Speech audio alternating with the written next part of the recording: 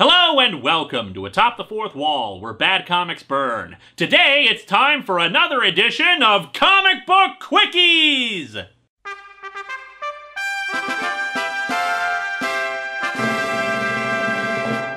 In case you're new around here, Comic Book Quickies is where I look at material that's too short or outside my realm of expertise for a normal review, but it's still something I want to spotlight. Usually this takes the form of advertisements for junk food with a cream filling of some variety. Or supervillains stealing cakes, and that's terrible. So let's dig into some quick comic book related material and see where the madness takes us.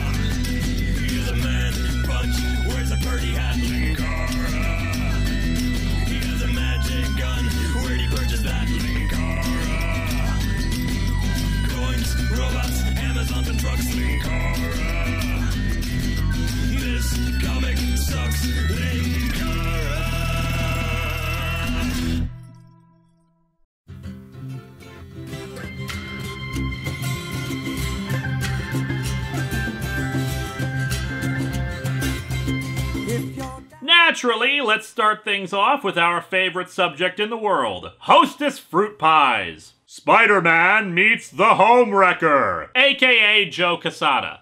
Spidey is battling, a construction worker. Yeah.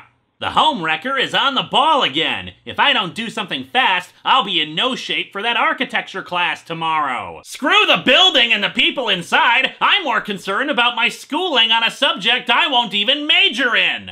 I love to see that big black ball take its toll of walls. I'm pretty sure that statement can also be found in Cards Against Humanity. Also, seriously? This guy is just a construction worker? Spidey has this amazing rogues gallery, so naturally your first instinct for a villain to use was a regular guy wearing a shirt that matched his skin tone. Or perhaps he's actually naked, and this is his way of honoring Miley Cyrus. The presence of this guy just further confuses me. If they were going for a construction theme, why not just use Killdozer? It's technically in the Marvel Universe too. Anyway, the Homewrecker swings his big black ball at another wall, almost hitting Spidey. I'm just wondering how this guy got his crane all the way here without being stopped along the way. Cranes are not exactly known for being all that speedy. I've got to get Homewrecker's hands off these controls. These controls? What are you talking about? You're not holding any controller. Or do you have a controller in your pants that Homewrecker is after? That is weird, sir. I just keep a Game Boy in my pants. He'll need both hands to catch these apple and cherry Hostess fruit pies. Oh, he had fruit pies in his pants. Makes sense. Or were those in the wall? Actually, here's another question. Check out the angle on the throw. His arm swings in an arc from up high, down, and up again from side to side, but the fruit pies arc from down to up away from him. See, Spidey, this is why you should drop the architecture classes and go into sports. Only a science major can throw a curveball like that! Naturally, this plan works, and the Homewrecker now is holding the fruit pies, keeping his hands off the controls. And so it ends with the Homewrecker covered in tires for maximum comedic effect, except for his hands, since Spidey knows that this guy needs to feed his addiction to the fruit pies now. Also, I just realized, why couldn't you use your webbing on him? Another bad guy all wrapped up. Now to get home to do my homework. Aunt May has been really worried about me lately. She looked absolutely terrified when I mentioned I was going to get a summer job at a resort in the Hamptons.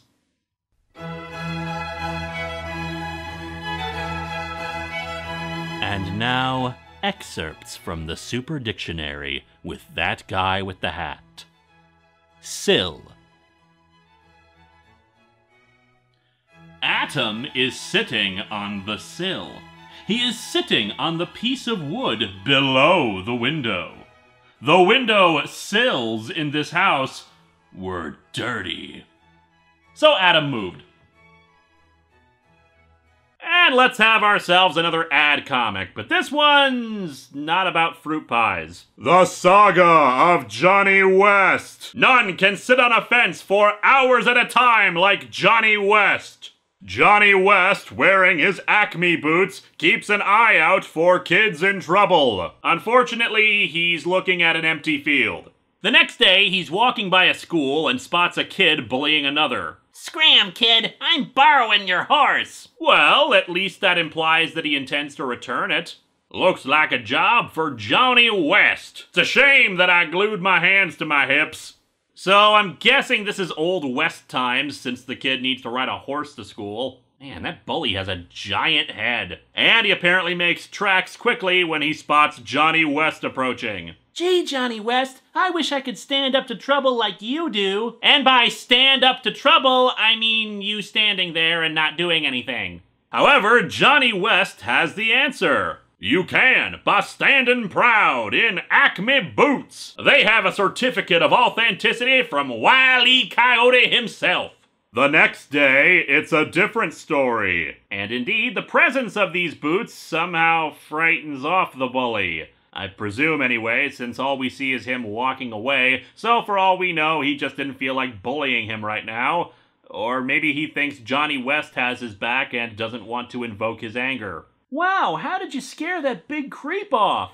Thanks, Johnny West. Johnny West would go on to bring down many notorious outlaws by giving them mismatched loafers. And so Johnny West walks off into the sunset. Acme wins again. I made sure to grab $30 from that kid while he was putting on the boots.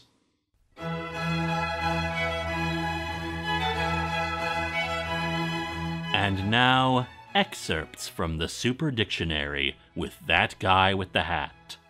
Imagine. Lois Lane liked to imagine her wedding. She liked to make a picture of her wedding in her mind. She imagined that she married Superman. Last week, I reviewed the first issue of Trouble, an attempt at a modern romance comic. As was pointed out by many people, if you want that, just look to manga. But the thing is that American romance comics actually have a very long history behind them. For whatever reason, they were popular, and if you've checked out my second DVD, you'll know I've reviewed one from the 50s. You'll be equally confused how the hell anything so utterly boring and nonsensical could be popular. But hey, there's room in the comics world for all genres, so let's try to meet things halfway in the 70s, shall we? What we have here is one of my random purchases for potential review, DC Comics' 100-page super spectacular of love stories. Ironically, DC has said fairly recently that they don't want any of their heroes in happy relationships, because they somehow sacrifice that by putting on a mask. Just like how any law enforcement agent is not allowed to ever get married and be happy. Now, obviously, I can't review every story of this for a Quickies episode, but hey, most of these are relatively short, so let's take a look at the first story. How do I know when I'm really in love? Well, if any of you are fans of the Cinema Snobs videos, you know that the answer to that involves asking Ted Danson. We open on two people skiing. Oh, wow, it's him! It's Ed. He's everything I've ever wanted in a guy. Except he doesn't have a mechanical arm, but nobody's perfect. My heart skipped a beat whenever Bill came near. I practically fell apart when Roger touched me. I could barely sleep just thinking about Ed. And when Teddy smiled at me, I felt glad all over. Yes, I had all the symptoms of being in love. Well, I'm no doctor, but that actually sounds more like the symptoms of an anxiety disorder. Then why is it somehow the fatal blow of Cupid's arrow was always off course? Fatal blow? You wanted Cupid to murder you? This is Mia, whose name I only learned on the 4th page, and she's not certain why she's having so much trouble with her relationships. She kisses that Ed guy, but... That kiss meant nothing. It happened again. What's the matter with me? Why can't I fall in love? Why? Well, I could be asexual, but that wouldn't conform to the standards of this era, so that can't be it. Mia talks to her friend Amy about this, trying to figure out why she's having so much trouble falling in love. Amy, not being a crazy person obsessed with finding romance, suggests that she's too hung up on this, that she's more in love with the idea of being in love rather than in any actual person. Just because Cinderella found her Prince Charming doesn't mean that Prince Charming is the guy for every girl. Especially when Prince Charming is hitting on the wives of bakers instead.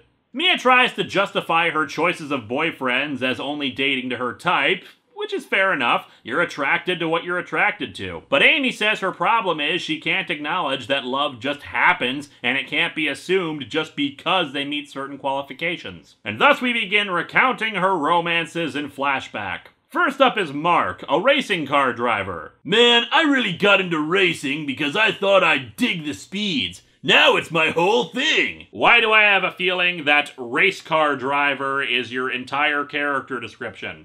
Naturally, that fell apart because, he was too hung up on cars. You gotta keep these babies in perfect tune-up. Don't worry, sugar, I'll be done in a sec. Oh, I can't stand him anymore! He's been tuning the same part of that engine for 9 hours! Next up was Roger, a tennis player. That's the game, Mia. I guess we're just lucky for each other. We were just made for each other. As you can tell, we just had so many interesting things to say to each other. Unfortunately, it turns out the guy has a bit of an ego problem. Oh no, he's doing it again. He's staring at his reflection. Oh my god, I think my reflection moved without me moving.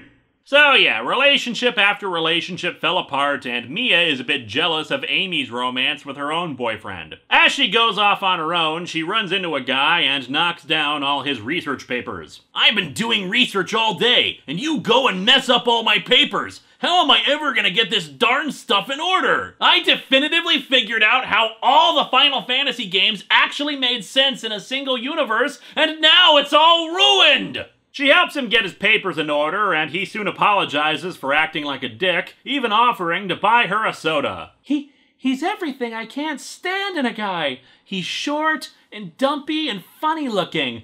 But I don't want to hurt his feelings. I don't want to hurt the feelings of the guy who was rude to me. He's nice, funny. I like him. He's not my type, but wow, I like him. Settling, the comic. If you can't be with the one you love, honey, love the one you're with. Love would be such a simple thing if we could fall in love with the people in our dreams. But love isn't that simple, and we never know when that fabled arrow will take its aim and strike. And I took an arrow in the knee. One thing we do know, when it reaches its target, he's your type, all right. And if he's not your type, well, you can change him. Let's end this episode with one final Hostess comic. Coincidentally, this one also features Spider-Man, but also some cowboy action again. This is Spider-Man in The Rescue! Now, this may seem like an overly simple title, but just remember, these fruit pie comics brought us the giant flea market eating flea. It's entirely possible that nobody will be rescued at all. Spidey swings down and kicks a guy, a criminal who is helping another guy kidnap a child. Saturday night, and I'm waltzing around with 2 guys. I can't be living right. I don't know, man. I know some people who would say you're taking it easy with that. The criminal tosses the kid over to Spidey, and for some reason the kid is dressed up like a cowboy. I want to go home, right now! That wall crawler will have to take care of the kid! Let's get out of here, fast! I love how this random criminal tossed the kid so powerfully that he knocked Spidey on his ass with him. Well, Spidey has to distract the kid while he chases the criminals. Here, kid, have some cowboy boots! No, of course Spidey is carrying around something far more logical. Twinkies! Golden sponge cake, cream filling, delicious! After this kidnapping attempt, the kid is going to be in therapy for years. He'll never be able to look at a confectionery again. And naturally, he couldn't just tell the kid, stay here. No, the treat was necessary. But yeah, he webs up the car and swings the kid off to safety. Okay, cowboy, we're on our way home. Now I'm kidnapping you, kid. You're my new child. So, what have we learned today, That cowboy boots and Hostess products can intimidate criminals, but you'll only find your true love if you imagine dirty windowsills. Or something like that, I don't know. Next week, PSA hell.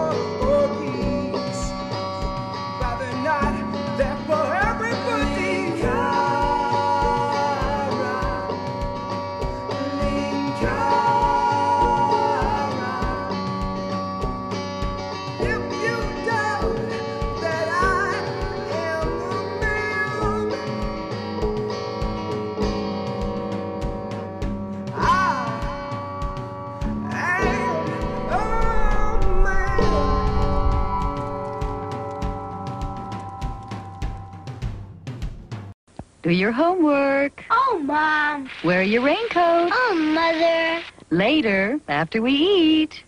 You want to be soft. You gotta be firm. There's a right time for snacks, and I say when. Then I insist on Hostess, because they're always so fresh. Chocolatey cupcakes, tender fruit pies, golden Twinkie snack cakes with cream filling. Fresh, wholesome Hostess meets my tough standards. So when I say yes, it's Hostess.